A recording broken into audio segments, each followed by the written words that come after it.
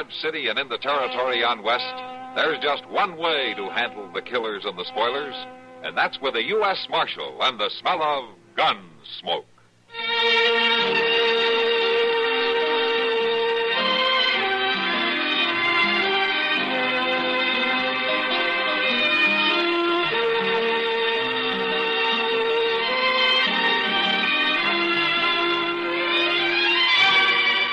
Gunsmoke, starring William Conrad, the story of the violence that moved west with young America, and the story of a man who moved with it. I'm that man, Matt Dillon, United States Marshal. The first man they look for and the last they want to meet. It's a chancy job, and it makes a man watchful and a little lonely.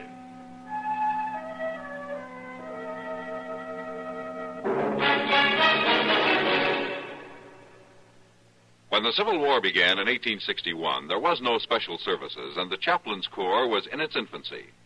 The serviceman, sick or well, in the field or in the hospital, was left to his own devices during his free time. Then, the YMCA's United States Christian Commission was organized, with the approval and support of President Lincoln.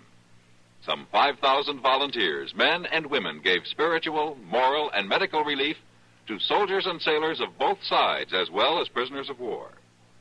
$6 million were raised to furnish supplies and do the work. They saved the lives of hundreds of fighting men and gave themselves untiringly.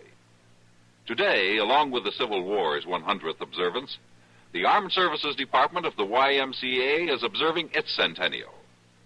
Through the years, it has continued to serve our armed forces in this country and overseas. We salute the YMCA on the 100th anniversary of this work and for its services to young people of all races and creeds around the world.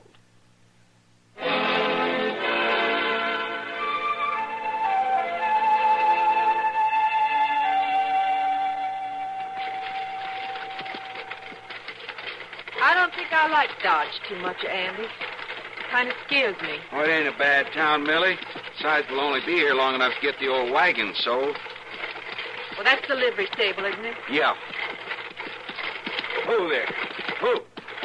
Oh. This shouldn't take very long.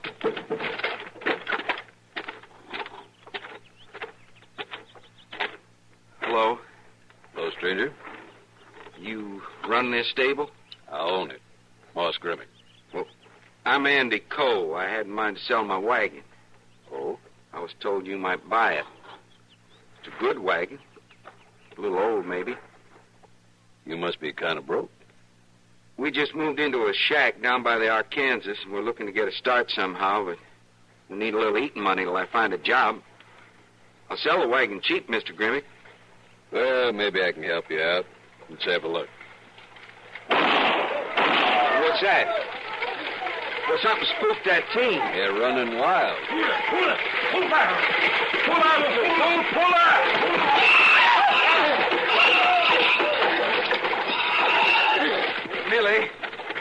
Millie, are you hurt? I'm all right. Are you sure? Let me help you down. I'm too scared, I guess. Shaken up so much. I should have jumped. Who was that man driving the team? Ed Fallon. He runs a freight line here. Now, Andy, don't start trouble. The woman's all right, isn't she? Can't you handle them mules, mister? Now, Andy. You do that on purpose? Of course I didn't do it on purpose. Some drunk come out of the saloon and spooked him. I feel terrible about this. Well, man. you ought to feel terrible. You nearly killed her, you darn fool. Andy!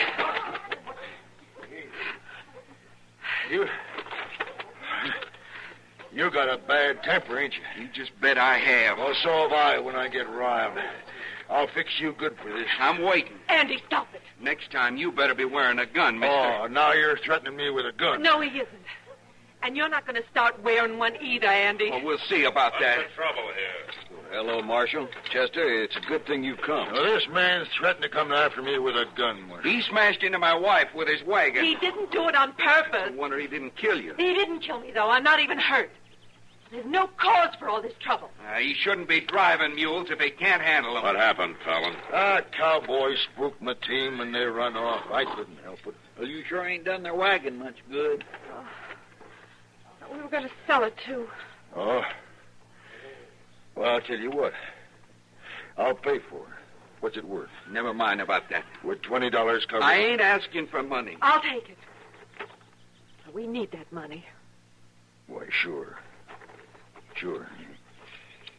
Here you are, man. Thank you. You're pretty broke, are you? We're broke, all right. Well, maybe I can help you out. I'll give your husband a job, starting tomorrow. Andy. You here? Yeah. Yeah, I hear and I don't like it. Why should he offer me a job? It don't make sense. My gracious, Mr. Fallon's just trying to be nice to you. Looks to me like you could use a job, son. He's right, Andy. All right. All right, I'll try your job, Mr. Fallon, but probably not for long. You sure don't make it easy. Anyway, my office is right over there. I'll see you in the morning. And, good day, ma'am. Good day, Mr. Fallon. Why, you see? It worked out fine, Andy. I sold the wagon and you got a job. Yeah. But I don't like that man, Millie. You got quite a temper, son. Why don't you just relax and take your wife on home? Huh? Yeah, sure. Come on, Millie. Goodness me, he sure is a hothead, ain't he? Yeah, and a temper like that can cause a lot of trouble. Especially with a wife that pretty.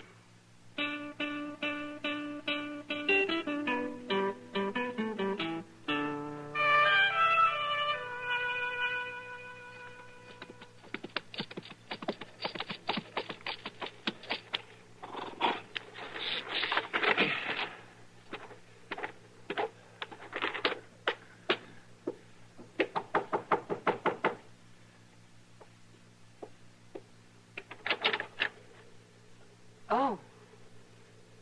Mr. Fallon. Mrs. Cole, I had to ride out the country today and just stop by your place to see how things were going. Well, that's very kind of you. Well, you look like you thought maybe it was some bandit riding up. Well, I didn't know. No, I just wanted to be sure Andy wasn't home playing hooky while I was gone. Andy wouldn't do a thing like that. No, I was just joking. He's there on the job, all right, I'm sure of that. He's got 3 freight wagons to get loaded by noon. Andy's a hard worker. You're going to be real pleased you hired him, Mr. Fallon. Here now. You just call me Ed. We're friends, ain't we? Why, yes, of course. And how about inviting me in for a cup of coffee? Well, I'm not sure that would be proper. No, it ain't nobody around. Ain't nobody to even know. Well, Millie, that job I give Andy, I'm paying him $1 a day more than it's worth. I know. Well, I sure could use a cup of coffee. All right, Mr. Fallon. I'll make you a cup of coffee. Now, that's right neighborly, you, Millie. I like that just fine.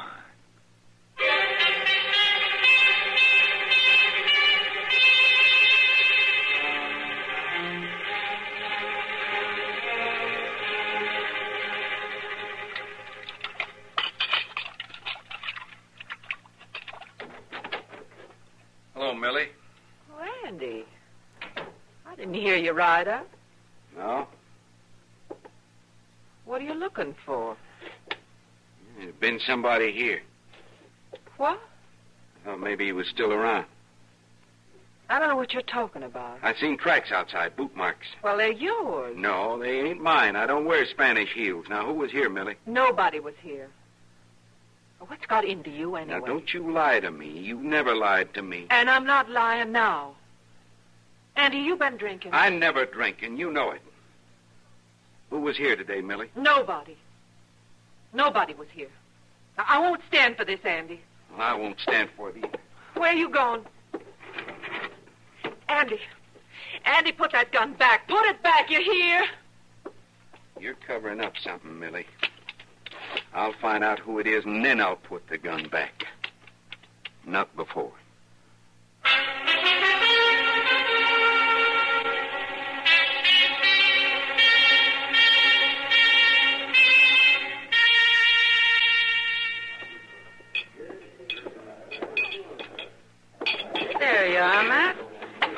Kitty.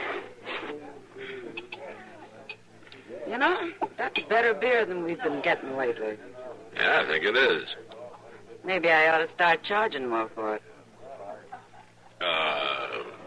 On second thought, kind of flat, isn't it?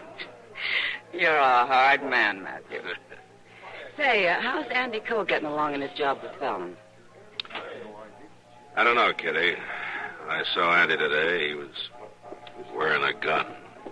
Well, that doesn't exactly make him stand out around here, does it? Yeah, that's the first time I've seen him wear one since he arrived in town. Oh? Yeah, I asked him about it. He told me some man was visiting his wife yesterday. She wouldn't tell him who it was. I tried to talk to him, but it didn't do any good. No. Never does in a case like that. Evening, Mac. Kitty? Hello, Doc.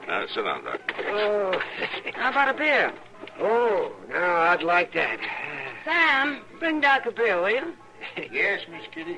You two look mighty glum. Is something wrong? They were just talking about Andy Cole. Andy Cole? I met his wife today. Nice girl. Oh? Where'd you meet her? Here in town? No, I was driving by their shack by the river there, so I stopped and said hello. So you're the one. What? Nothing. Well, what were you saying about Andy?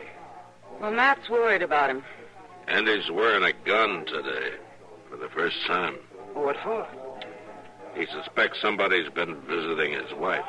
Maybe he's after me then. This isn't a joke, Doc. Well, no, I guess it isn't. Andy's a good boy, but he's awful hot-headed. You know, this morning I made Millie Cole a promise. But I think maybe I should break it. What are you talking about? She gave me a note to deliver. Asked me not to tell anyone about it. It was for Ed Fallon. Fallon? Did you give it to him? Yeah, just now when I came in. He's standing right down there at the end of the bar. Oh, yeah. You know what was in the note? No, she didn't say. Just that it had something to do with business. That's what she told you, huh? Yeah. Why, you think it was something more? I don't know, Doc. But if Millie wrote a note to Fallon, could be he's the one. Yeah, I'll be back.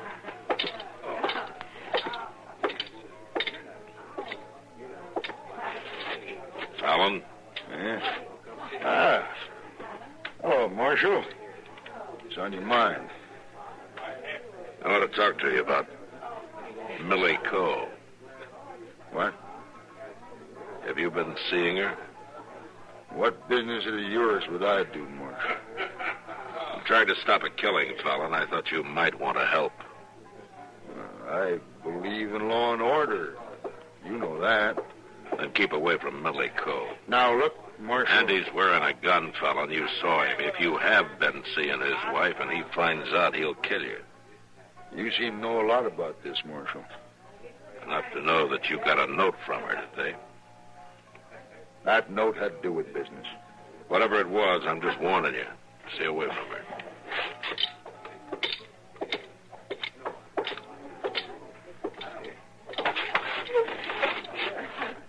Well, what'd you find out, Matt? I can't pin him down. You tell him about the note? Mm-hmm. Well, you'd never own up to it anyway. Well, I gotta make sure before Andy finds out. Well, how are you going to do that? Go out tomorrow and talk to Millie Cole. Face her with it. Hope she tells the truth.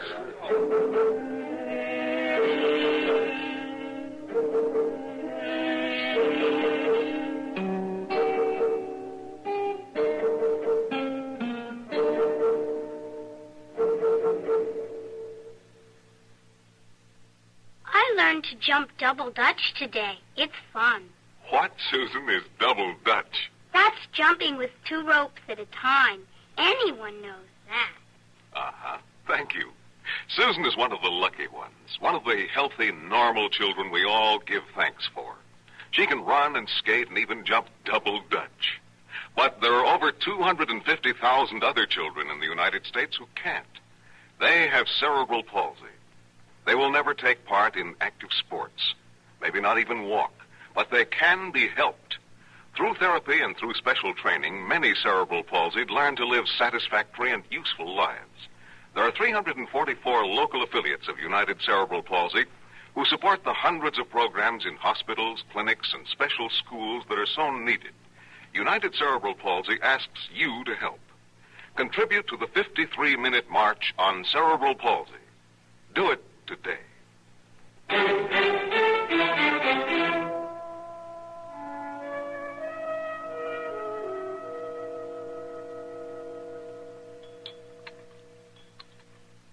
More coffee? No, thanks, Millie. Marshal, I don't know what makes you think Mr. Fallon has been visiting me. Andy's wearing a gun, Millie, and he means to use it. I know. Was it Fallon? Nobody's been out here except you and Doc Adams. Andy doesn't believe that. Do you? No. Marshal, it's true. What's the matter with you men? Don't you take a woman's word for anything? Andy. Oh. Marshal Dillon. You're about the last man I would have suspected, Marshal. Andy, wait. You stay out of this, Millie. You just keep your hands where they are, Marshal. You're making a mistake, Andy. You've already made yours, and it was a bad one, a real bad one. Now, you listen to me. I'll kill you, Marshal. I swear I will. Andy, it wasn't the Marshal. No? Andy, I think it was Fallon. Fallon? I came out here to prove it if I could. How were you going to do that? By facing Millie with it, she's a poor liar, Andy. Was it Fallon, Millie? There wasn't anybody out here. Andy. You're lying. It was Fallon. Who else would it be? Sure, the whole thing figures out easy. Now, wait a minute, Andy. I know you're trying to stop a shooting, Marshal, but it won't do no good. I'll kill Fallon on sight. Not while I'm around, you won't. You're going to go back to Dodge with me, Andy, and we'll have this out there and without gunplay. Now, let's go. Don't worry, Millie. It's going to be all right.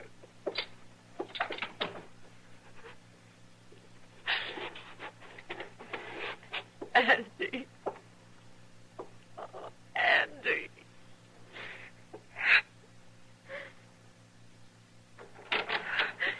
Andy. You. It's me, all right. You surprised? We're both here. Andy and the Marshal. Yeah, I seen them. I've been waiting for them to leave. How long you been here? Long enough to see Andy ride up. He knows it was you. He knows you've been visiting me. The Marshal told him. The Marshal told him. What kind of a lie is that? It's true. You told him, Millie. Nobody else could have. You got me in a fine mess now, hadn't you? I wish I had told him. I wish I had. You're no better than the rest of them. Prettier, that's all. You get out of here. Not quite yet. First, I'm going to teach you a lesson. I'm going to teach you to keep your mouth shut. Get out of here. Like I said, not quite yet.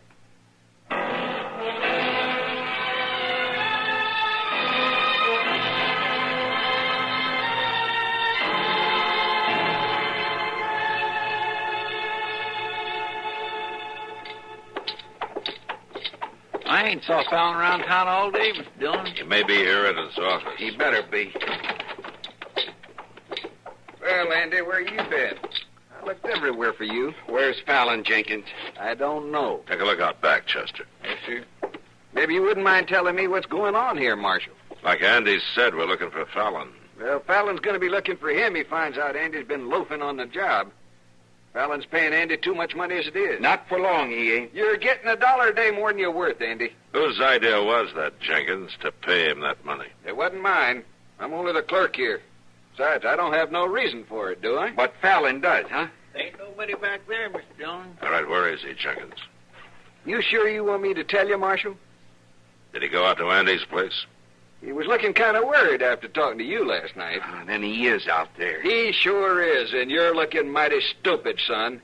Running all over the country while Fallon's out there courting your wife, having himself a fine time. Why, you... Come on, Andy. Don't waste your time. Let's go.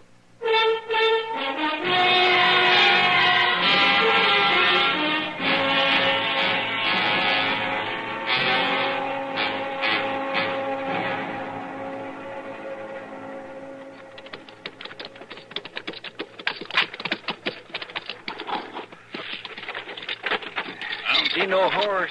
He's sure he must have come afoot. I just got a feeling that there's something wrong. Andy. Millie. Millie, what happened to you? Andy.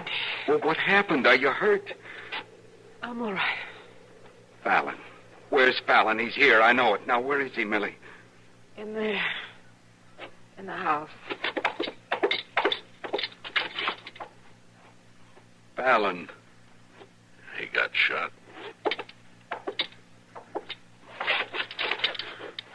Who did it, Fallon? Who shot you? Millie. Millie? I tried to beat her. She shot me. I ain't doing so good.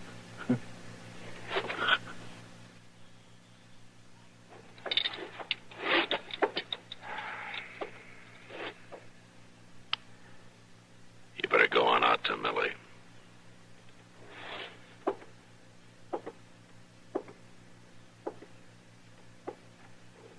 Millie. Millie, I was wrong not trusting you.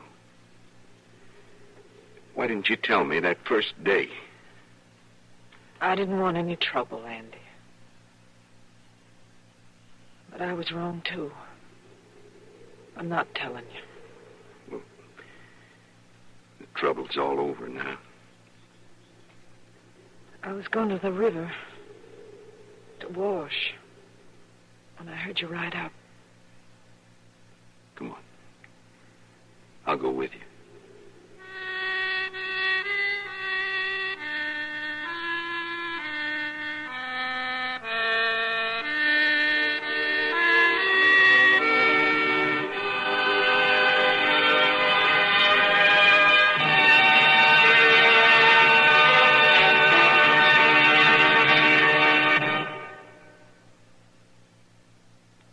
Hi, this is Dennis James to make a point about reliable, effective Kellogg's All Brand. Repeat after me, please. What do you want when you need brand? What do you want when you need brand? Reliability. Reliability. Now, what do you get in Kellogg's All Brand? What do you get in Kellogg's All Brand? Reliability. Right. There's nothing like the reliable Kellogg way to get the effectiveness you want from brand. Kellogg's All Brand is the real Battle Creek formula with more of the vital brand bulk to help you keep regular. Low in calories and mighty appetizing. That's Kellogg's All Brand. And take advantage of the special rosebush offer now on the package. Famous queen of the garden rosebushes, 6 formally patented varieties, every one a beauty, at just a fraction of their usual cost.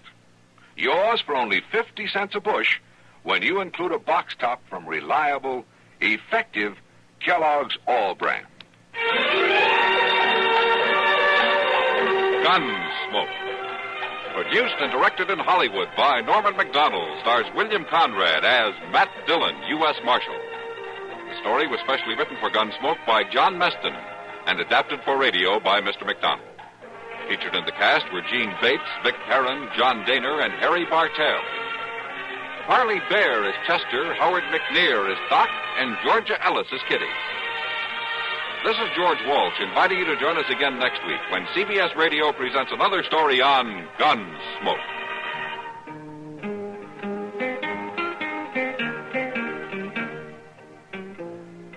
Have a Happy Habit, Monday through Friday, with Bing Crosby and Rosemary Clooney on the CBS Radio Network.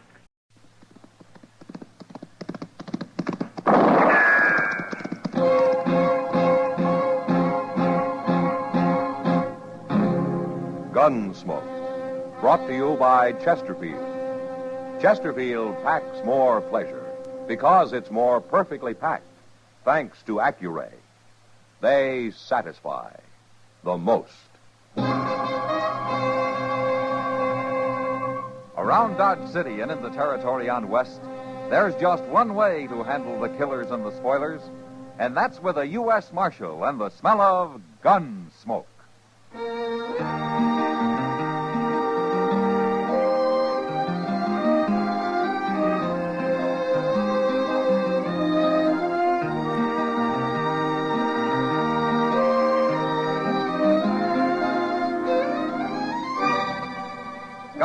Gunsmoke, starring William Conrad. The transcribed story of the violence that moved west with young America. And the story of a man who moved with it. I'm that man, Matt Dillon, United States Marshal. The first man they look for and the last they want to meet. It's a chancy job, and it makes a man watchful and a little lonely.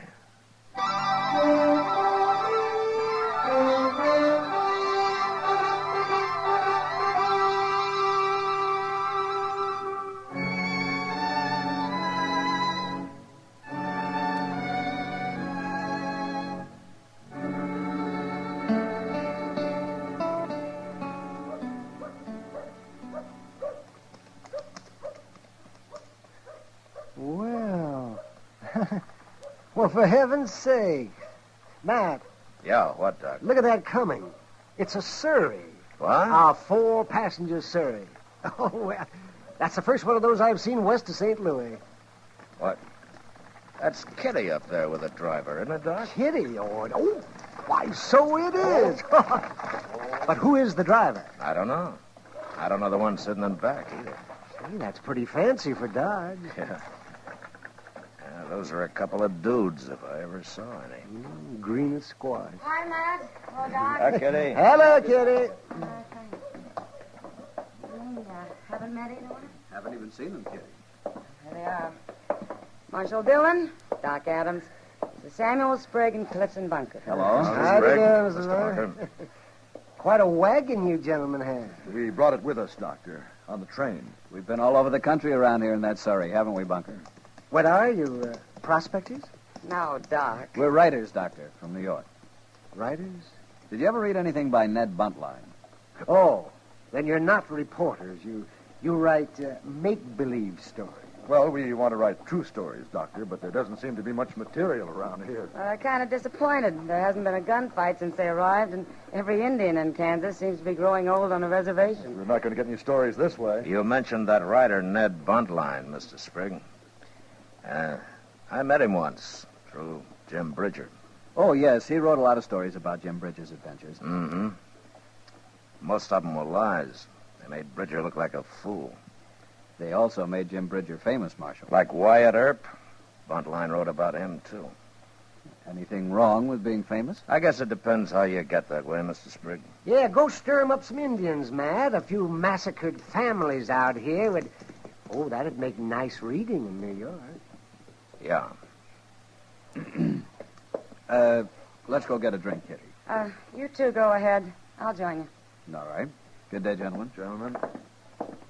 Well, you were a great help. What do you care about them, Kitty? I don't think a series of stories in the New York papers would hurt Dodge any, do you? Oh, she's thinking of business, Matt. I keep forgetting she's half owner of the Long Branch now. So that's it, huh? Of course it is. Don't want anybody killed, but you might at least be polite to them. Haven't got time, Kitty. What? I got to ride up to Hayes City tomorrow. May not be back for a week. Good. You want to come along? Ha!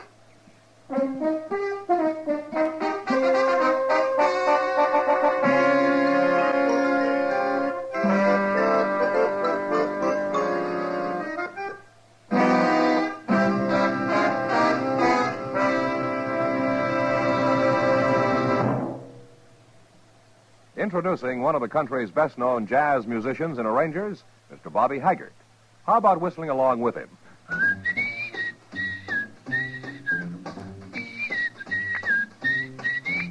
Packs more pleasure, packs more pleasure. Chesterfield packs more pleasure because Chesterfield's more perfectly packed. It stands to reason a cigarette made better and packed better, smokes better, tastes better. And Chesterfield is more perfectly packed by Accuray. This electronic miracle removes human error in cigarette manufacture. So Accuray Chesterfield is firm and pleasing to the lips, mild yet deeply satisfying. Yes, Chesterfield gives you something no other cigarette can give you.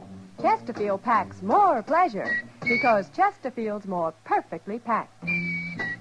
To the touch, to the taste, Chesterfield packs more pleasure because it's more perfectly packed. By Chesterfield, mild, yet they satisfy the most.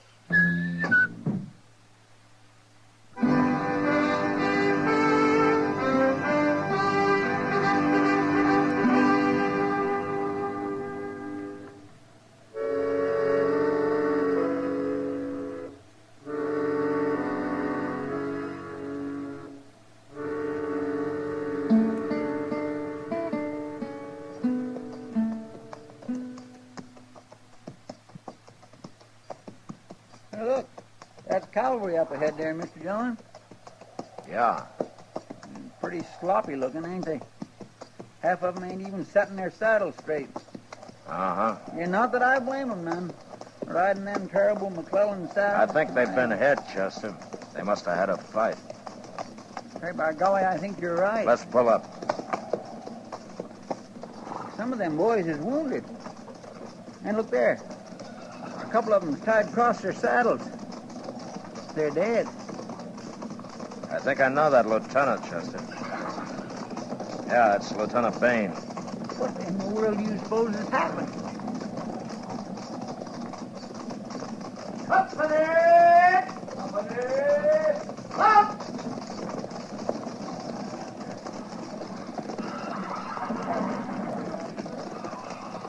Hello, Lieutenant. Can we give you any help? Might have this morning, Marshal. Indians? Chief Little Hawk. Little Hawk. The Pawnee? Haven't you heard, Marshal? What? I've been in Hays City for a week. Little Hawk and 40 Braves jumped reservation 4 or 5 days ago. He's one of the most peaceful chiefs in Kansas, Lieutenant. Look at my patrol, Marshal. 2 dead and half a dozen wounded. I don't understand it. Neither does anybody else. He wiped out a family over on Walnut Creek yesterday, and he hit us this morning. You're the only cavalry in the field? Yeah. Funny thing, we picked up Little Hawk's trail right here, Marshal. Right out of that grove of trees. Oh? It's a Pawnee burying ground. Guess they stopped there to make medicine or something. Well, see you at the dance, Marshal. Yeah, Lieutenant. I'm sorry it happened. Yeah, so am I. Company! Company! Forward! Forward! Up!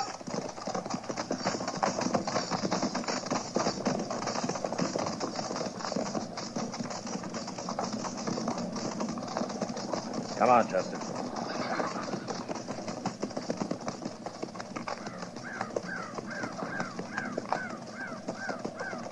Them poor devils, they really got it, didn't they? Well, they're not far from Fort Dodge now. Where are we going? To look at this Pawnee graveyard? Not exactly a graveyard, Chester. Well, what is it then? You'll see.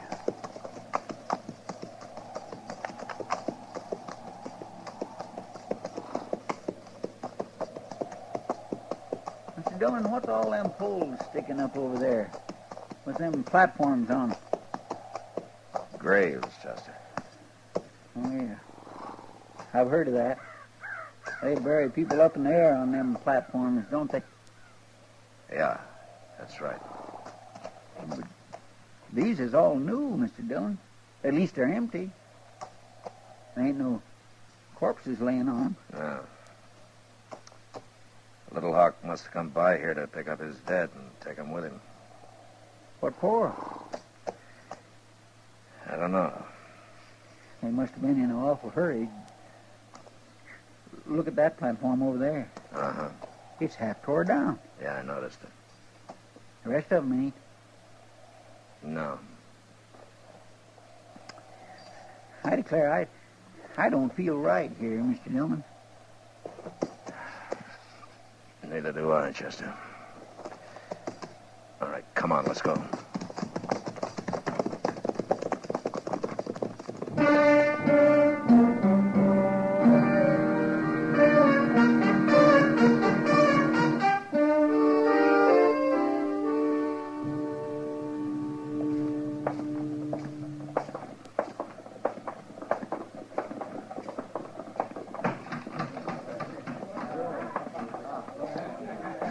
I'll buy us the first drinks, Mr. Dillon. All right, Chester. I swear my throat's solid alkaline. Yeah, so's Matt? my... Kitty. Yeah, she wants you, Mr. Dillon. I'll join you at the bar, Chester. All right, sir. Say, Alvin. How long have you been back, Matt? Oh, since noon, Kitty. I had a lot of business at the bank. Oh? Well, not personal business, you understand. Matt, you remember Sprague Bunker? No. Are those dudes still in town? Matt, they want to talk to you. Now, Kitty, their stories aren't going to put Dodge on the map. It's already there. Texas cattle did it, not New York writers. Please, Matt, I'm asking you. Well, if you're going to turn female on me. You forget I'm part owner of this place now. I can have you thrown out. Yeah? I'd sure be talking to those two. Oh, right there, Matt, at that table. You see him? No. Well, then walk around a while. You'll find him. I'm going to talk to Chester.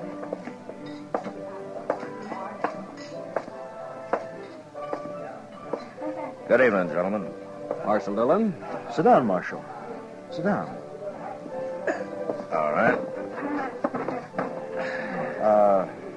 Marshal, we've got a proposition to make you. Oh? You tell him, Sprague.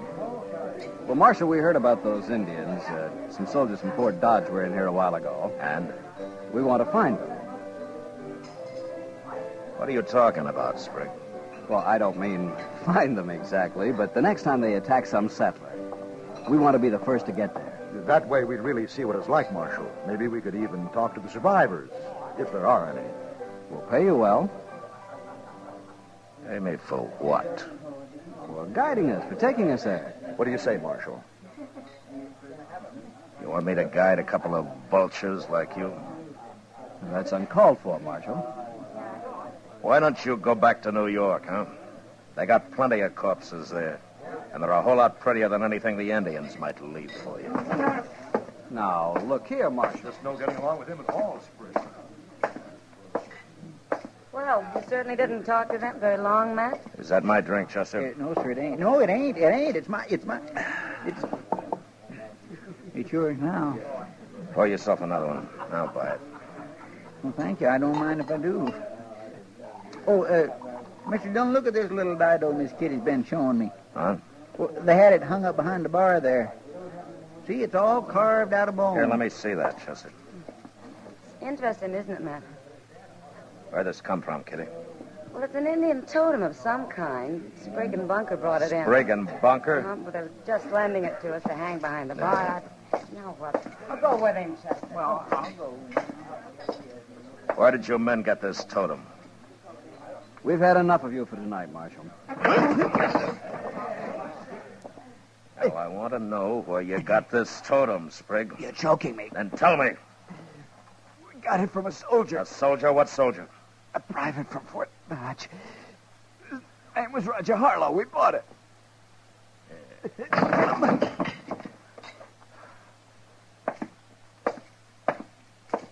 What is it, Mr. Dillon? Chester, we're riding out to Fort Dodge in the morning. And time to wake up Major Honeyman.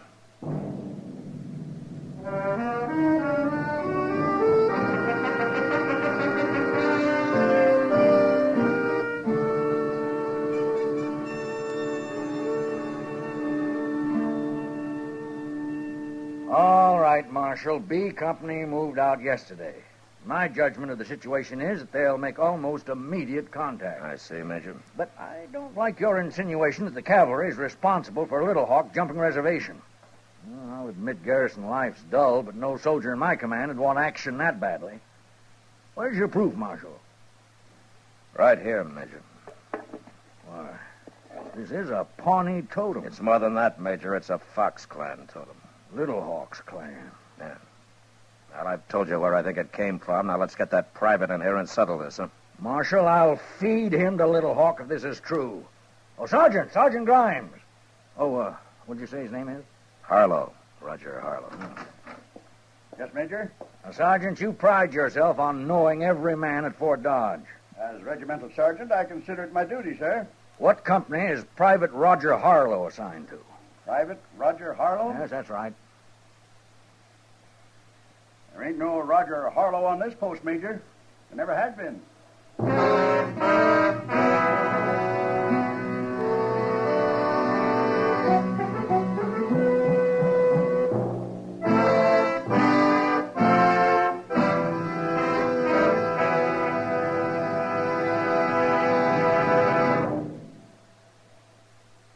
Where are you listening to Gunsmoke? In your kitchen? Getting ready for Sunday supper? Maybe in your living room, relaxing? Or out driving? Say, be sure and watch the road. But remember, there's pleasure ahead when you smoke Chesterfield. when you satisfy yourself with Chesterfield's better taste and mildness. It stands to reason. A cigarette made better and packed better smokes better, tastes better. And Chesterfield is more perfectly packed by Accuray. This electronic miracle removes human error in cigarette manufacture. So Accuray Chesterfield is firm and pleasing to the lips, mild, yet deeply satisfying. Yes, Chesterfield gives you something no other cigarette can give you. Chesterfield packs more pleasure because Chesterfield's more perfectly packed. To the touch, to the taste, Chesterfield packs more pleasure because it's more perfectly packed. By Chesterfield, mild, yet they satisfy the most.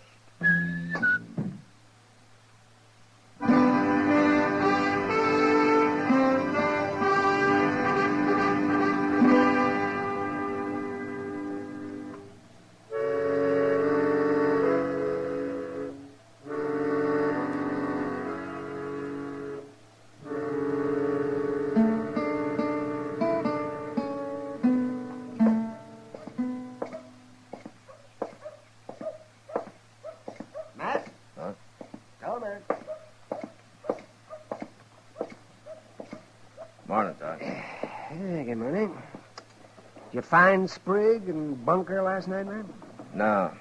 We finally learned at the stable they drove out of Dodge in that Surrey yesterday morning. You going after them? Yeah, as soon as Chester comes with our horses. What do you think they're up to now, Matt? I wish I knew, Doc. They ought to be hung. Hey, Doc. Huh? Look over there. Coming into the plaza. Oh, yeah, well, you won't have to ride after them now. No. Them and their fancy Surrey.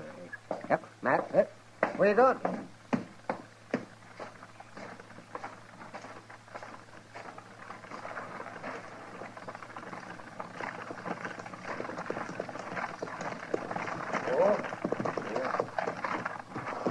Hello, Marshal. Get on, Bunker. You too, Sprigg. Now. Well, all right. We saw it, Marshal. We saw practically all of it. It was exciting. And with no help from you either. Oh, it was magnificent. The cavalry really got their own back this time. What are you talking about, Bunker? The Indians. The cavalry practically wiped them out. What? Yesterday, Marshal, just before dark. We were driving along the Arkansas and heard all that gunfire and commotion up ahead. And we got there just in time to see what few Indians were left running for their lives. They killed all but half a dozen of them, and they got that Chief Little Hawk, too. You saw this, huh? Oh, now, Marshal, we wouldn't be making it up, would we? And I might add that it's about time we saw something around here. You know, Sprigg, I was talking to Doc Adams over there when you drove in. You know what he'd like to see? No. He'd like to see you and Bunker hung. What? And so would I. What's the matter with you, Marshal? Why did you tell me a soldier gave you that totem? Oh, you found out. Why did you lie about it? Because you were choking me and because I didn't know what you'd do next. Or why. Why? You men robbed a Pawnee grave. You stole a totem of Little Hawk's clan. That's all we took. Who cares about a savage idol anyway? Little Hawk did. He went on the warpath. Oh, nonsense, Marshal. Over a fool thing like that? Marshal, you're not standing up for a bloodthirsty redskin, are you? I knew Little Hawk, Sprigg. He was a good chief. He was a brave man and a peaceful one. Till you shamed him. Well, he's not shamed now, Marshal. He's a good Indian.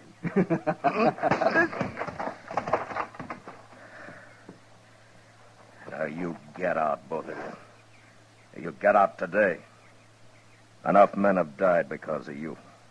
And you go back to New York.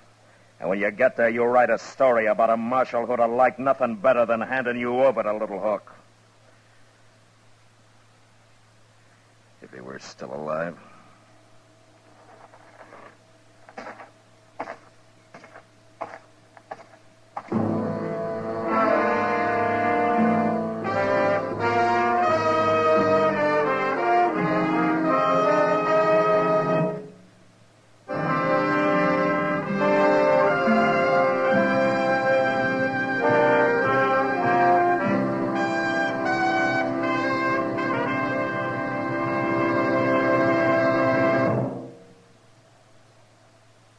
moment, our star, William Conrad. Chesterfield packs more pleasure because Chesterfield's more perfectly packed. A cigarette made better and packed better, smokes better, tastes better. And Chesterfield is more perfectly packed by Accuray. This electronic miracle removes human error in cigarette manufacture. So Accuray Chesterfield is firm and pleasing to the lips. Chesterfield, mild, yet they satisfy the most. You know, there's a saying on the frontier, kicking won't get you nowheres lessen you're a mule. Well, next week, a man complains that somebody's trying to kill him and isn't believed until it happens. But that was the West. Good night. Gunsmoke. Produced and directed by Norman McDonald, stars William Conrad as Matt Dillon, U.S. Marshal. Our story was specially written for Gunsmoke by John Meston, with music composed and conducted by Rex Corey. Sound patterns by Tom Hanley and Bill James. Featured in the cast were Harry Bartell, John Daner, Joseph Kearns, Lou Krugman, and Ralph Moody. Harley Bear is Chester, Howard McNear is Doc, and Georgia Ellis is Kitty.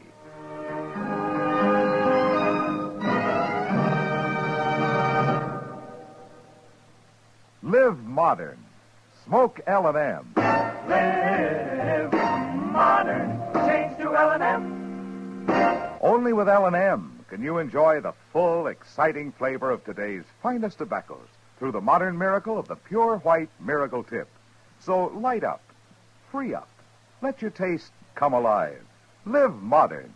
Smoke L&M. Live modern. Change to L&M. Join us again next week for another special...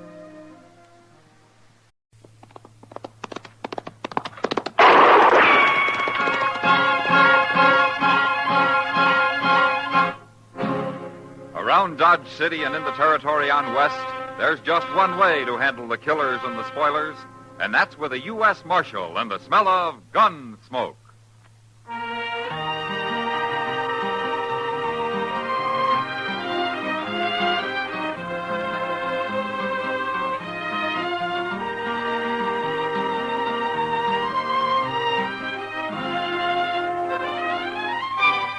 Gunsmoke, starring William Conrad. The story of the violence that moved west with young America. The story of a man who moved with it. Matt Dillon, United States Marshal.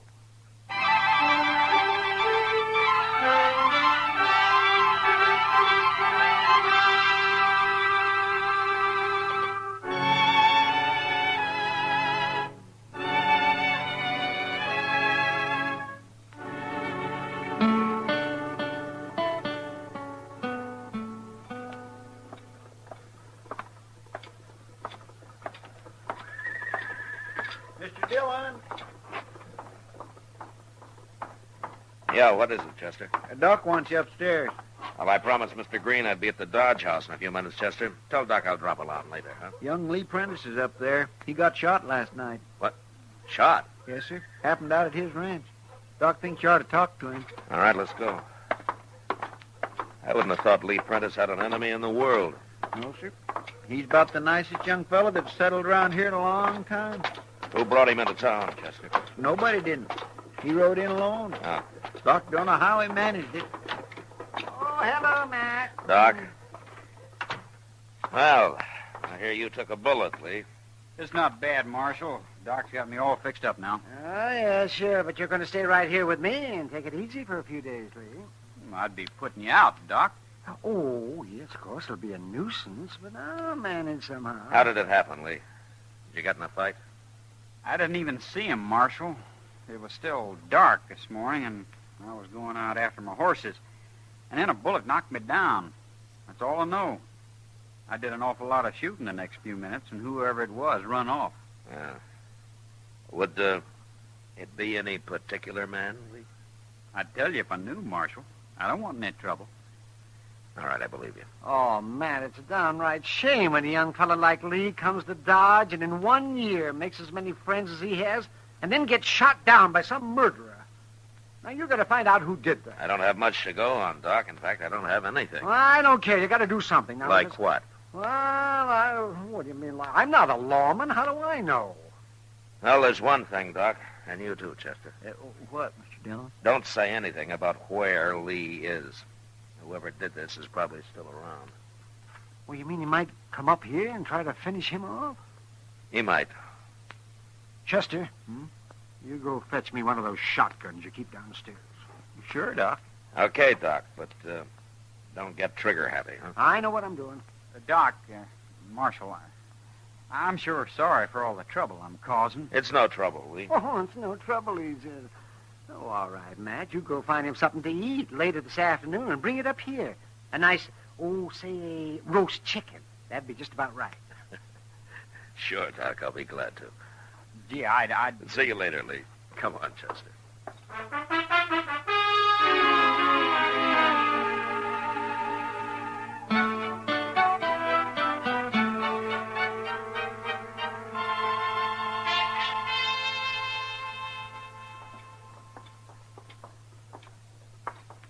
I'm glad I ran into you, Matt. It was a good supper. It was all my pleasure, Kitty. Matt, Yeah, what?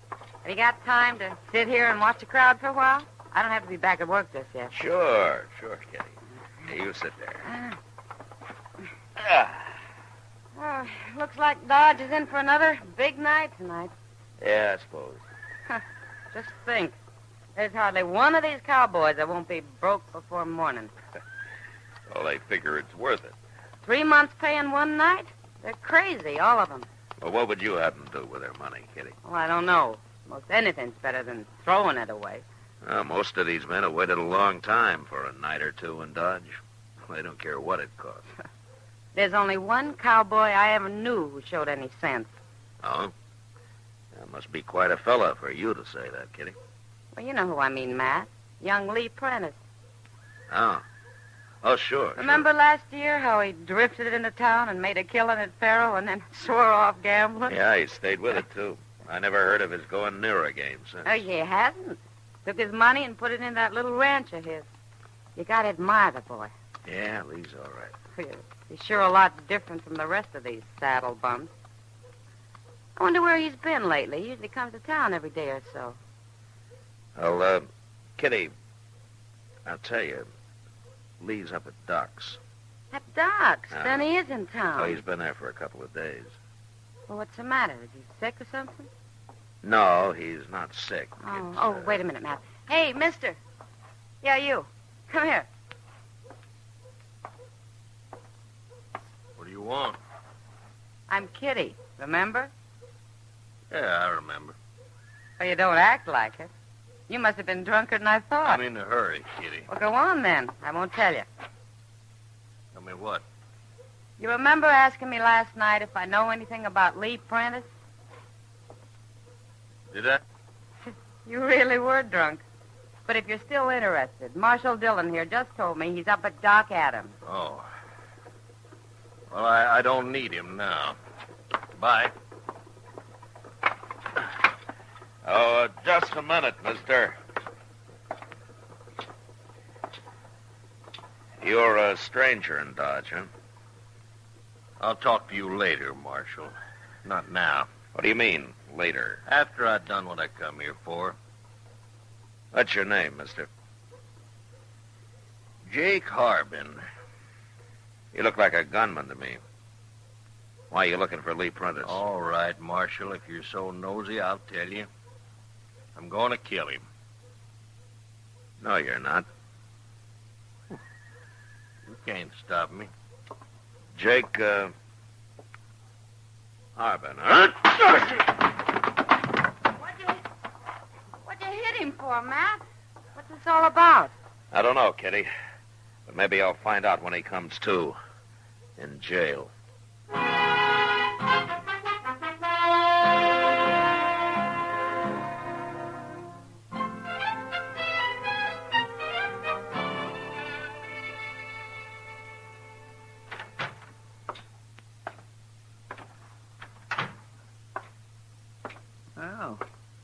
You're here early this morning, Mr. Dillon. Go bring Jake Harbin in here, Chester, will you? I want to talk to him.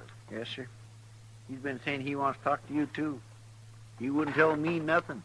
Don't stick my nose into something that don't concern me, is all he'd say. No matter what I ask. Marshall's here, Harbin. Well, it's about time.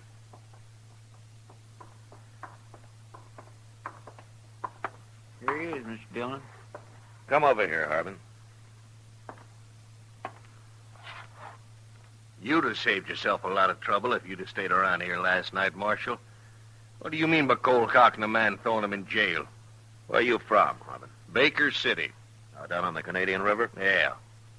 Anybody goes to jail in Baker City, they search him first. What do you mean? You'd have searched me last night, you'd have found this. What is it? Read it.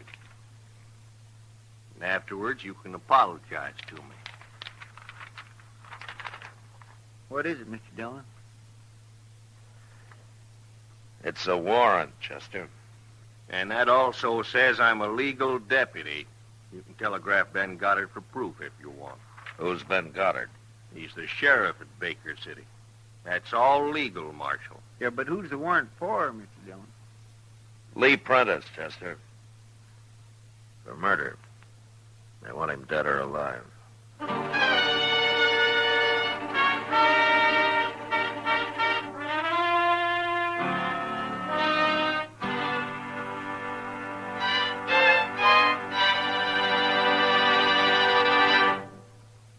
We will return for the second act of Gunsmoke in just a moment. But first, any way you look at it, it's murder this Tuesday night when CBS Radio's Mr. and Mrs. North look into the matter of a body that hurtled 30 stories from penthouse to sidewalk.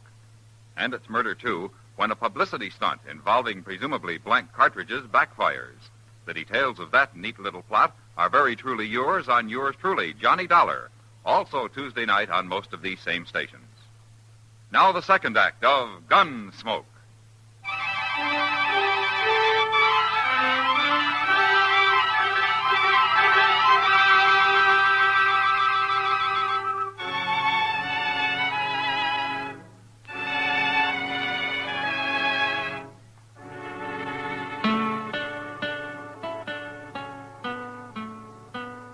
Chester.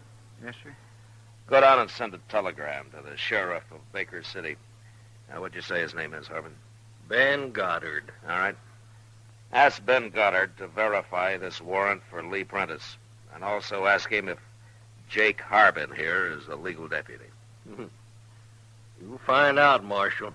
I expect we will, Harbin. Get going, Chester. Yes, sir. I'll hurry.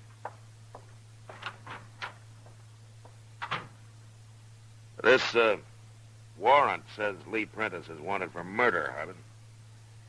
It's kind of hard to believe, knowing Lee. Well, then you don't know him very well, Marshal. Because he is a murderer, all right. And he'd have been caught a long time ago if they'd have found out where he was hiding. He hasn't been hiding.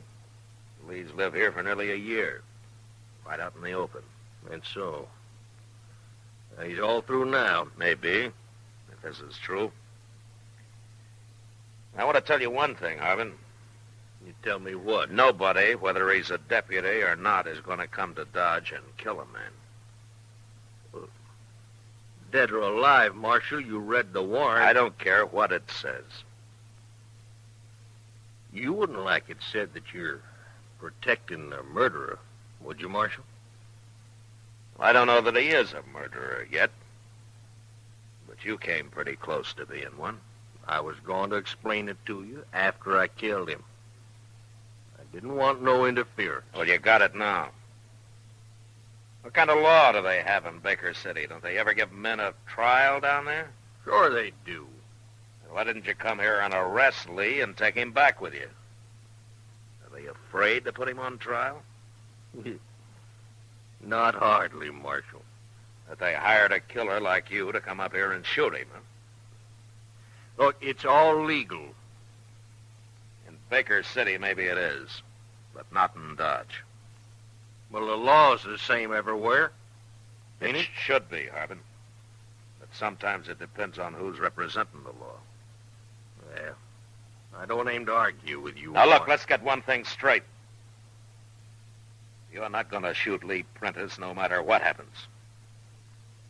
I'll kill you myself if you try it. Okay. Okay, Marshal. Why don't you talk to him, being as you're such good friends? Ask him how he'd like to stand trial. I will, Harbin. But you stay away from him. You hear? Why, sure, Marshal. I'm just trying to do my duty.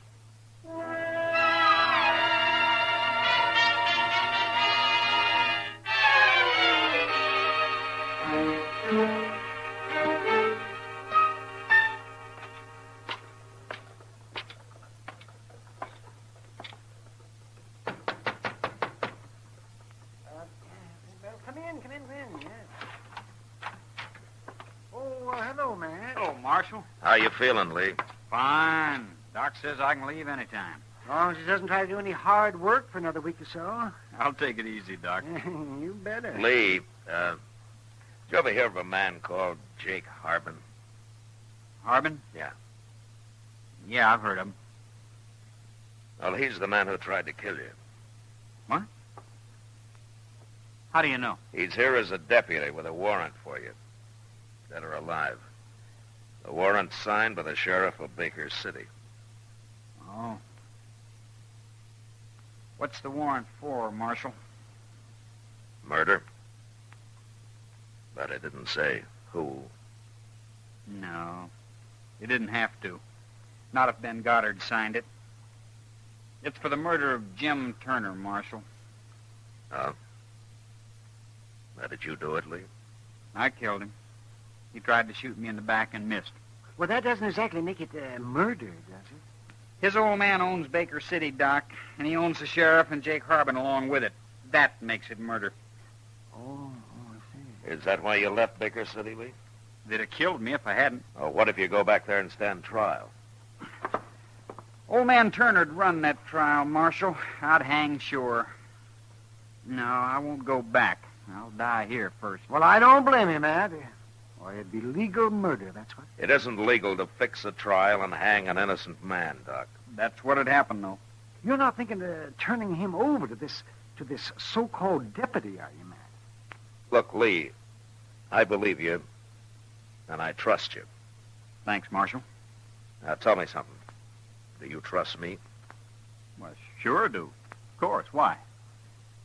Well, you may not like what I'm going to do. What, Marshal?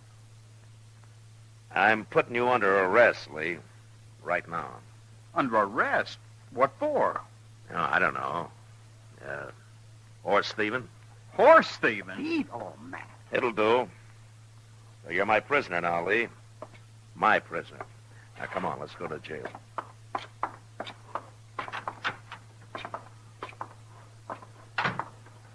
I don't know. I like being a horse thief, Marshal. Well, it beats being a murderer, Lee. And besides, I kind of doubt that we'll hang you for it. Marshal. What? Look, there's Jake Harbin. Yeah, I see him. I'd feel safer if you gave me my gun back. Prisoners can't carry guns, Lee. It wouldn't look right. Lee Prentice! Well, Lee, Marshal talked you to coming back to Baker City and standing trial. Still on old man Turner's payroll, ain't you, Jake? I don't take no back talk from no murderer. Why'd you try to ambush me the other morning, Jake? Afraid to face me? I got a warrant for you, dead or alive. Why should I take any chances? Nobody cares how you die. I care, Harbin. But you can't stand in the way of a legal warrant, Marshal. And you'll see as soon as you get that telegram from the sheriff. It's too late, Harbin. What's too late? I just arrested Lee myself. He's my prisoner now. You what? And as long as he's my prisoner, nobody touches him, warrant or no. Oh, you're being tricky, Marshal. What'd you arrest him for? He ain't done nothing. Might be hard to prove, but anyway, I'm holding him for horse thieving. Now get out of the way. I'm taking him to jail. You're forgetting I can kill him anytime I want for free. Like right now, maybe. Doc Lee.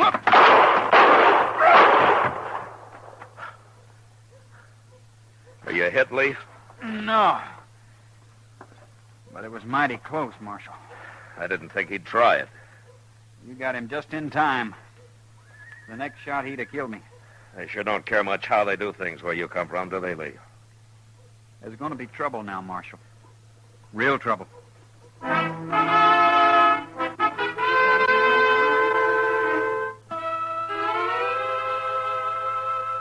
It seemed only fair to let the sheriff of Baker City know that his deputy had been killed.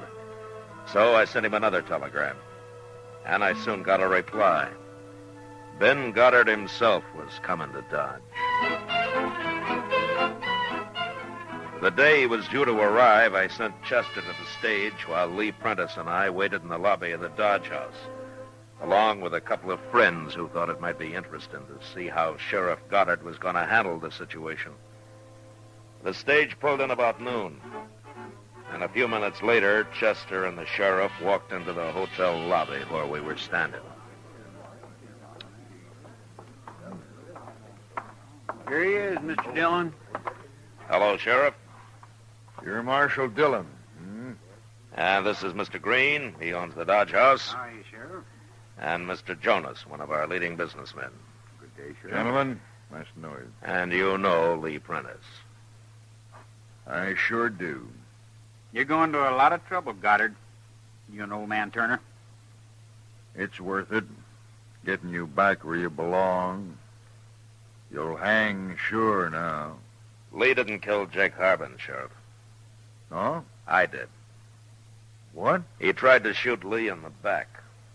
What difference it makes? He's wanted, dead or alive. What are you interfering in this for, Marshal? You got no respect for the law? Not for your kind of law. Anyway, Lee's wanted in Dodge, and he's staying here. What about my warrant? You're claiming it ain't legal? You can't arrest a man that I've got under arrest. You're protecting him, ain't you? What'd you arrest him for? Stealing horses? I don't believe it. I'm bringing the charges, Sheriff. It was my horses he stole. Well, I thought you owned this hotel, Green. What are you doing with horses? Well, I also own a little ranch outside of town. I raise horses. Maybe, but I know you're lying about Lee. Am I? Of course you are. Marshal Dillon, you ain't very smart. No? You'll have to bring Lee to trial, won't you? Of course. You think Green here is going to swear to that story under oath? Well, you may be right, Sheriff. I might have to change my mind once I get on the stand. It might be I couldn't swear to it. I didn't think so. That trial won't last long, and when it's over, I'll take Lee back to Baker City. Marshal Dillon. Yes, Mr. Jonas. What is it? There's something I haven't mentioned. Oh? I kind of figured I'd wait till Lee's trial was over before I did. Well, go ahead, Mr. Jonas. Yeah. Well, the other day, Lee came into my store, and I went out back to fetch him a sack of grain. Is that so? He didn't know I was watching, but I was. And I saw him take a handful of money out of my cash box. Oh, now, wait a minute. Mr. Jonas, are you charging Lee with robbery? No, not yet, Marshal. I'll wait and see if he gets off for horse stealing first. Well, Lee, looks like you're in for nothing but trials and rearrests and more trials. Yeah, it could go on for a long, long time. As long as his friends hold out, Marshal, and Lee's got quite a few of them in Dodge. Why, you're a pack of crooks cheating the law. That's what you are. Including you, Marshal. My prisoner, Sheriff. I won't stand for it, I tell you. Well, what are you going to do about it? Wait till I tell old man Turner about this. You won't dare tell him, Goddard. You're licked and you know it. Turner would have you run out of town if you're fool enough to go back. Marshal, I got to take Lee. It's Lee's life or your job, huh? All right, Sheriff, take him. But you'll have to kill me first. Or there's a train east in about an hour. So make up your mind, Sheriff.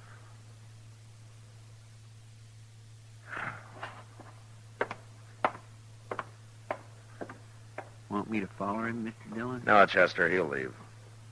Marshal, gentlemen, I wish I knew how to tell you. Lee, Yes, Marshal? go on home. But remember, you're still under arrest. And you're going to stay that way until old man Turner's in his grave.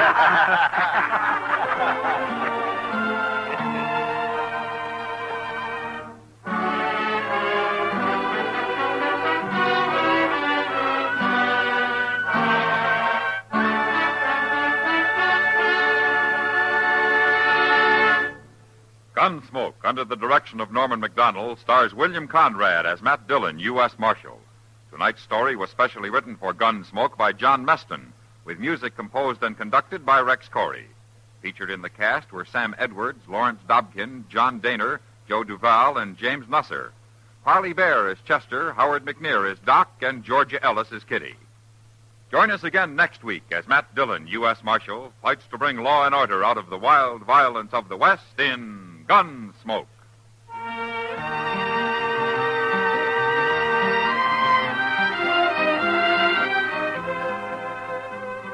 The FBI in Peace and War, a manhunt mystery packed with tension, is yours on CBS Radio this coming Wednesday night on most of these stations. George Walsh speaking. Crime photographer really clicks against criminals, Wednesdays on the CBS Radio Network.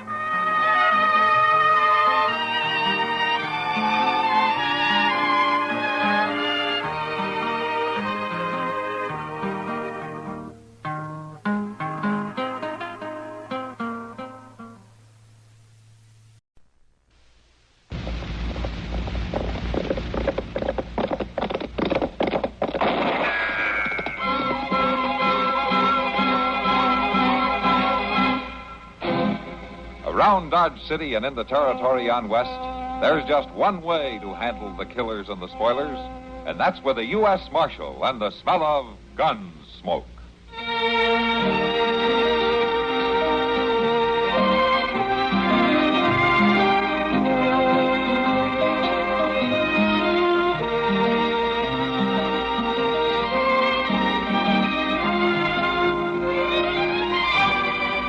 Gunsmoke, starring William Conrad, the story of the violence that moved west with young America, and the story of a man who moved with it.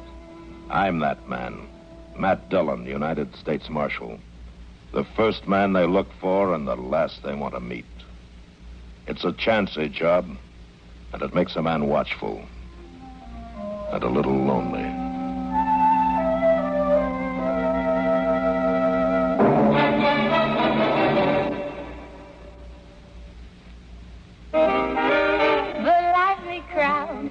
They agree. Those who think young say Pepsi, please. They pick the right one, the modern light one. Now it's Pepsi for those who think young. So go ahead and pick the drink that lets you drink young as you think. Yes, get the right one, the modern light one. Now it's Pepsi for those who think young.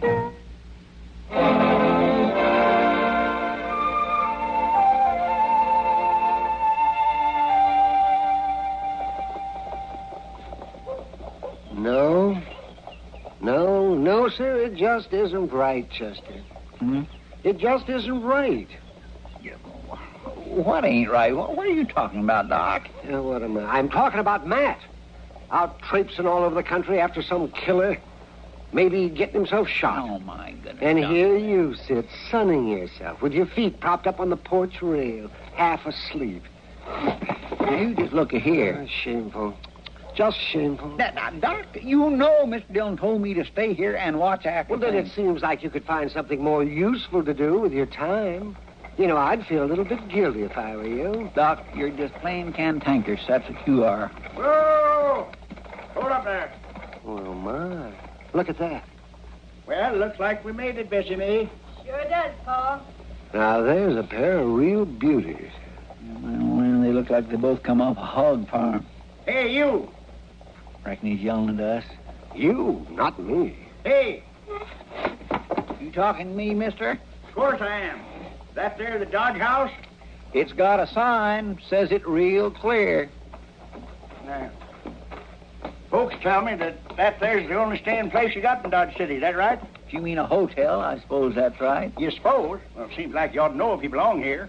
Mister, I belong here all right, but maybe you don't. I go where I please, Sonny. Well, with an attitude like that, you ain't gonna go far. Who's going to stop me? Now, Pa. Mister, if you wasn't so old and scrawny, I swear I'd throw you right out in the middle of that street. Well, don't let nothing stop you from trying. Wait now, just a minute here. Who are you? Doc Adams.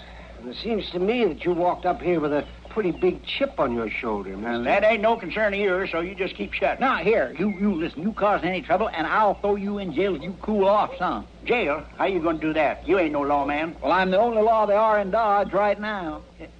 You? Yes, me. Well, no offense, men. I mean, we've been on the trail for quite a spell, and sometimes a man gets a mite short, you know. And I don't give you no right to go around smarting off at folks like that. You're right, Marshal. You're purely right, and I'm sorry. Well, Wilker's my name, Sedge Wilker. And this here's my very own daughter. Step up here, Bessie Mae. I'm right pleased. I do, ma'am. And what might your name be, Marshal? Chester Proudfoot, but I've never seen a real marshal before. Well, look, see, I figure Bessie Mae and me might stay right here in Dodge a while. Well, that'll be nice, but I want to tell you that I ain't... Looks like a fine town. Real fine. Ain't that so, Bessie Mae? It sure is, Pa. You know, it just might be we're going to find what we're looking for here in Dodge City. Yes, sir. It just might be.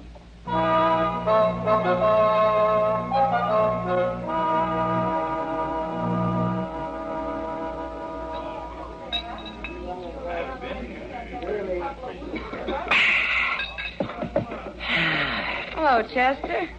You drinking alone, or do you want some company? Well, hello, Miss Kitty.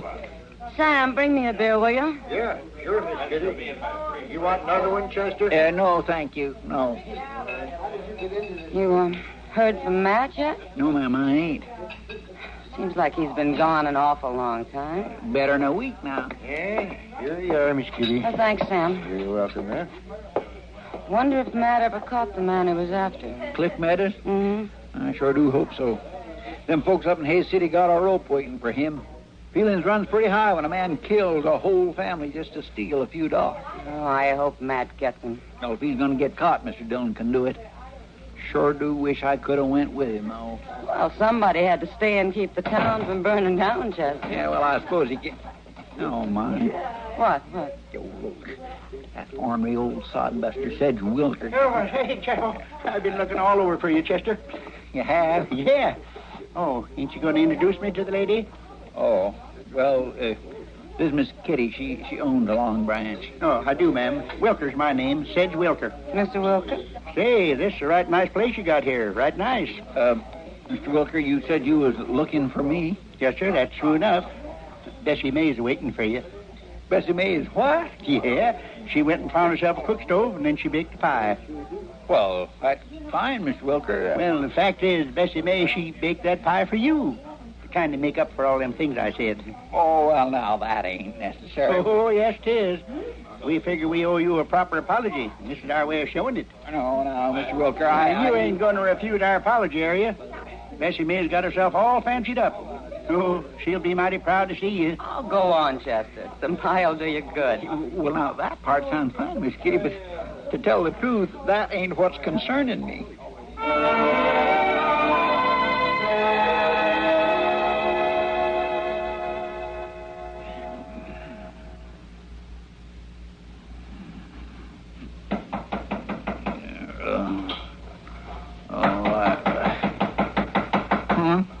What's the big... Oh, yeah, all right.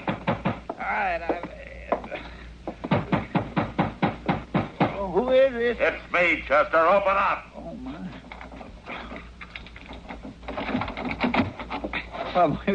Mr. Dillon, you're back. It's the middle of the afternoon. What have you got the door locked for? I've been hiding. What? Well, I can explain. Oh, never mind, Chester. All right, get in, Meadows. Don't push. Meadows. So you're Meadows. I knew Miss Dillon would get you. Catching me and holding me is two different things.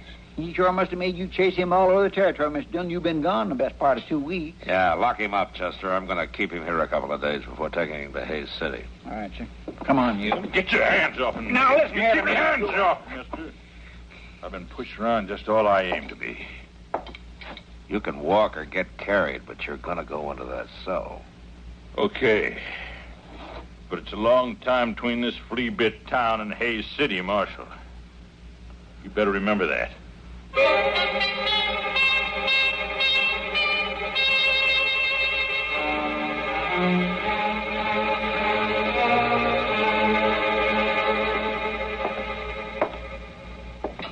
All right, Meadows. If you're all through eating, I'll take that tray.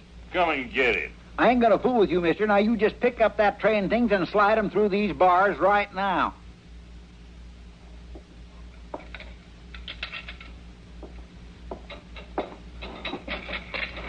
Yeah. That's better. Kind of touchy, ain't you? Well, you ain't making it easy not to be, and I'll tell you something else. It's gonna be mighty nice to get you out of here. You ain't been nothing but trouble to me since Mr. Dillon brung you in. Well, you better just hope I don't get loose before he takes me to Hayes City. I just might come looking for you. Well, you ain't gonna get loose, so don't fret about that. Chester? Oh, no. Chester, you back there? Yes, Bessie May. My goodness, I've just been looking everywhere for you. Bessie May, you ought not to come back here. Why? Well, this is where the prisoners is at. Oh, he's a prisoner? Yes, he is. Now, go on. Come on out of here.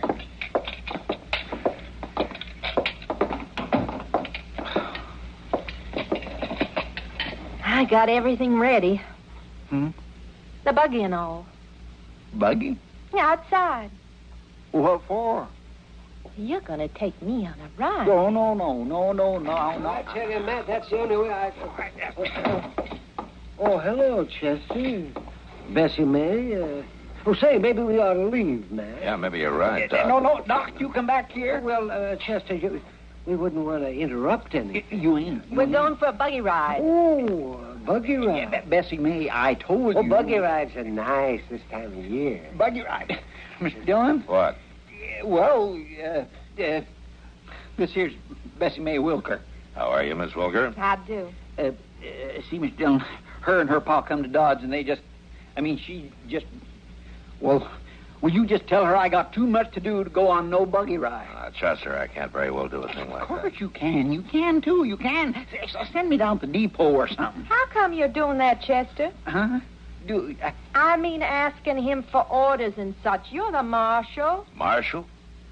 Him? Yeah, well, now, that's another thing, Miss Dillon. Bessie May and her pa thinks I'm marshal of Dodge City. I've been trying to tell them. Oh, now, Chester... Well, I have, but they wouldn't listen, and you sure wasn't helping none, Doc. Chester? Bessie May, I ain't going on no buggy ride. I ain't talking about that. It's what you just said. About not being marshal. Mr. Dillon's the marshal. He always has been.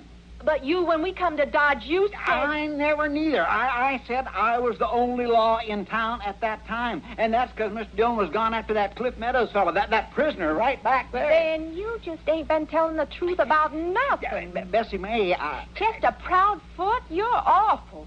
You're just awful. Ouch. Here now, you... Well, her thinking you were marshal seemed to mean a good deal to her, Chester. Yes, sir, but I never told her no such a thing. Not really. Well, she's just mad. Maybe she'll get over it. Well, I'd just soon she didn't. I tell you, Miss Dillon, that woman was near driving me out of my mind the past few days. She's the lady I was hiding from the day you come home. She likes you, Chester. Well, I don't like her. I swear I've saw prettier faces on a warthog. Oh, now, Chester. Well, I have. Then she started painting her face all up. I tell you, it's just become pitiful. Well, maybe she's never had a man to court her before, Chester. You should be kind of easy on her. I have a hard enough time just keeping hid from her. Come on. I'll buy you and Doc a beer. Oh, thank you, Mr. Yeah, that's a good idea, man. My throat does feel a little dry. You know, I still can't figure out Bessie May acting the way she done. It just don't make no sense. Well, it's like I said, Chester, she likes you. It hurt her when she found out that you weren't what she thought you were. Well, it seems funny, though. Hey, you, Chester. Oh, no, Mr. Dillon, that Bessie May's paw. Yeah, I knew it. I'd find you crawling around somewhere. crawling around. If you ain't crawling now, you will be when I finished with you. Now, you look here, Mr. If Wilker. there's anything I hate, it's a liar. I suppose you're talking about me not being Marshal. You bet I am. Bessie Big just told me. I tried to explain all that to you before. It ain't my fault if you wouldn't listen now. Oh, it ain't, huh? Well, I think you done it a purpose, and I'm calling you a dirty liar. All right, Wilker, that's enough. Now, who are you? Matt Dillon. Dillon. Oh, then you're the real Marshal, huh? That's right. Well, this Chester's a cheat. I said that's enough. No, it ain't. Not near enough. Ain't nobody going to make a fool out of says Wilker. Nobody ain't tried to make no fool out of you. Liar. I've took just about all I'm going to take off of you. Yeah, you ain't. There's a lot more. And I tell you, when I get through with you, I'm sorry you ever said That doggone crazy old fool. What's he want to get so riled up about something that don't really matter for? Seems like it does matter to him. That Bessie May.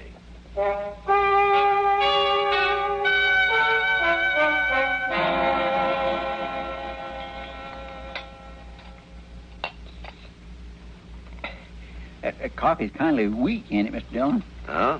Tastes fine to me. Well, it ain't got much of a bite to it. Well, it doesn't grab you and throw you down, if that's what you mean. No. What I meant As soon as you finish, what did you mean? Well, it's just kind of weak. No. As soon as you finish, let's get some food over to Cliff Meadows. I want to get an early start for Hayes City. Marshal! Yeah? You got to come quick. Oh, what's the matter? The bank's been robbed. What? I just opened up for the day. I went in, and there was the safe. It was wide open. Mr. Botkin lying on the floor, unconscious. Chester, go get Doc. Yes, sir. Marshal, I know who did it.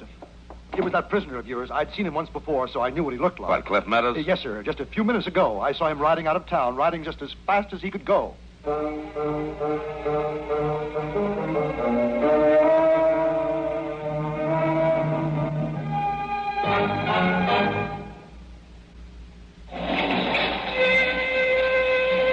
am I glad this day's over. My athlete's foot is killing me. Itches and stings. Hey, try NP27. Really worked for me. NP27 treatment roots out athlete's foot, penetrates below skin surface where other remedies can't reach, even into toenails. NP27 liquid stops itch, relieves pain, promotes healthy tissue. NP27 powder guards against new infection. NP27 treatment roots out athlete's foot, or your druggist will refund your money.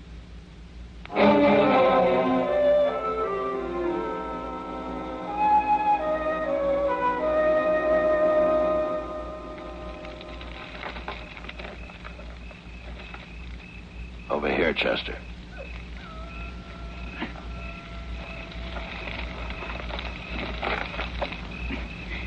That him, Mr. Dillon?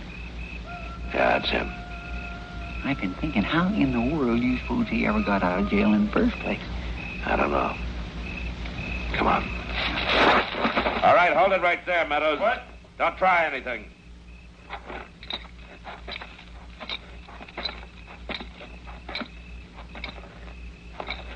Where'd you come from? We've been following you for 2 days. I ain't going back to Dodge, Marshal. You'll go. And you want to tell me how you got out of jail? I bet you'd like to know, wouldn't you? I'll find out. Not from me, you won't. You didn't break out. Somebody opened that cell for you. Is that a fact? All right, unbuckle the belt and drop your gun. Like I said, I ain't going back to Dodge, and I ain't going to Hayes City, neither. You're going to go back with us, or we're going to bury you right here. Now, you decide.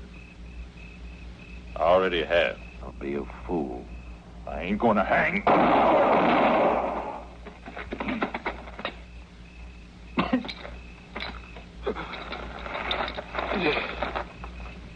You should have waited for your trial, Meadows. Maybe I like it better like this. What did you do with the bank money? It won't do you any good now. Bank money? The Dodge City Bank. You robbed it. The bank teller saw you right out of town. I didn't rob no bank. You were seen. No, I didn't do it. Then your partner did it, the one who turned you loose. I don't have no partner. Didn't even know the old fella who turned me loose. Old fella? What old fella? Scrawny old coot. Come in and said something about that lying Chester.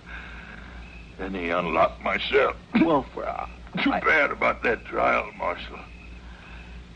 I don't think I'm going to make it.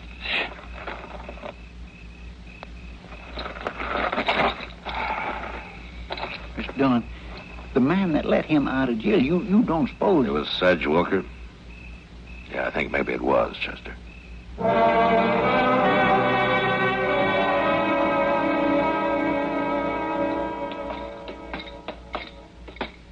It don't make no sense, Mr. Dillon. If Sedge Wilker snuck in and turned Meadows loose, and maybe even robbed the bank, he sure wouldn't still be here in Dodge. Why not?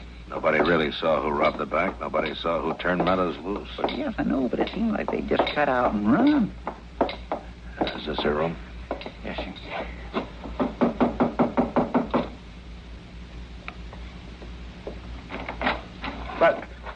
What do you want? I want to talk to you, Wilker. Some other time. I'm busy. Well, we'll talk now.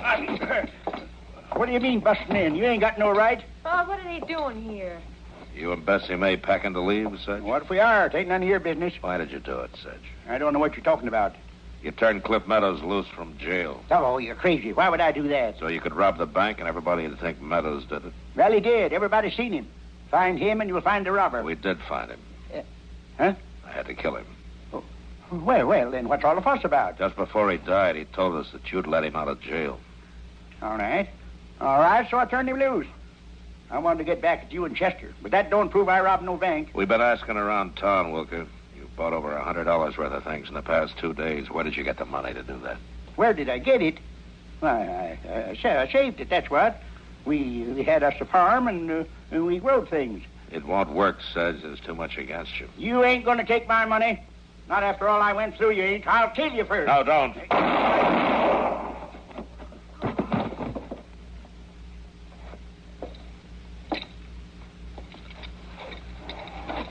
Why did you do it, Sedge? Never had nothing, Marshal. Never had nothing at all. A lot of people don't. Bessie May. I'm right here. Take care of yourself. You hear now? You take care of yourself. Pa. I'm sorry, Bessie May. He didn't mean no harm, Marshal. He didn't mean no harm at all. Just got tired of scratching in the ground for a living and never quite making it. Yeah. Pa was awful smart, though. Did you know that? You mean blaming Cliff Meadows for the robbery? Oh, no. That was an accident, like. The real plan was me. You? I was supposed to fix up all pretty like and shine up to the marshal. What? You know. So he'd be too busy to notice when Pa was robbing the bank. Bessie May, you mean... Is that why you was tagging after me all the time? You was the only marshal in town then, Chester. But you lied to us. You wasn't no marshal at all. I tried to tell Hadn't you. been for that, everything would have worked out just like Pa said. But it all went wrong, didn't it? Yeah, Bessie May. I'm afraid it did.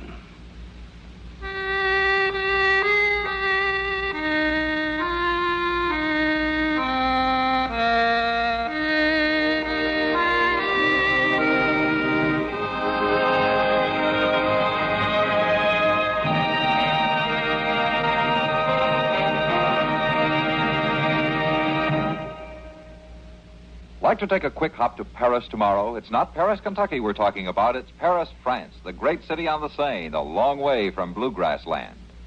The CBS Radio Network is offering you a lightning-fast tour via the Monday through Friday feature entitled Your Man in Paris. Your man happens to be CBS News correspondent David Schoenbrunn, whose perceptive eye makes for fluent, fascinating observations about many matters Gallic. Your Man in Paris, weekdays.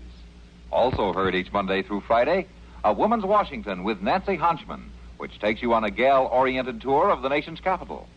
There's In Hollywood, hosted by Ralph Story, with absorbing vignettes of Celluloid City.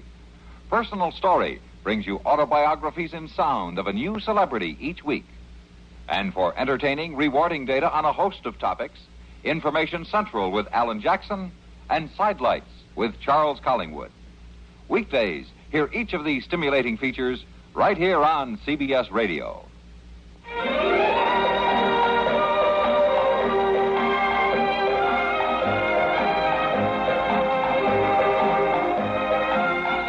Gunsmoke. Produced and directed in Hollywood by Norman Macdonald, stars William Conrad as Matt Dillon, U.S. Marshal.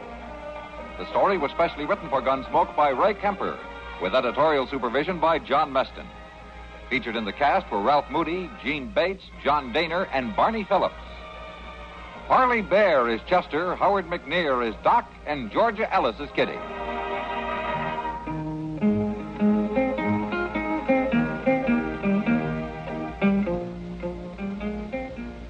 This is George Walsh, inviting you to join us again next week when CBS Radio presents another story on Gunsmoke.